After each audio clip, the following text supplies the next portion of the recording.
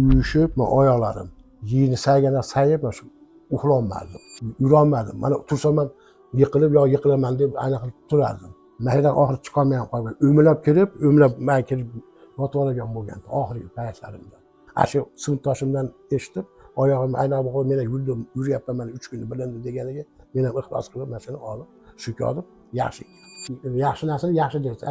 Hali foyda qilmagan narsani u aytsangiz yomon-da u. Ertaga biroz shuka aylan qilib qolsa ham, bu qanaqa maqtading u deb deyishim mumkin. Ishonib o'zim men shu olgan narsamni ishonaman. Bo'lmasa agarda ko'nglim chopmasa olmadim. Mana shuni ko'nglim chopib oldim, mana yaxshi. Xudoga shukr. 5000 dan 90% ijobiy natijaga erishganmiz. Bir kundan 7 kunga qadar o'zgarish sezayotgan bemorimiz ko'p deb aytaman. Bemalol ishonch hosil qilib ayta olmayman-da. Masalan, o'zingiz ham shaxsan 3 kunda o'zgarish sezgan. Mana 3 kunda sezdim mana. Sizlarga ham rahmat, ishonganlarga ham rivoj bersin. Amin. Hammaga shifo bersin. Hammaga shifo bersin. Allohu akbar.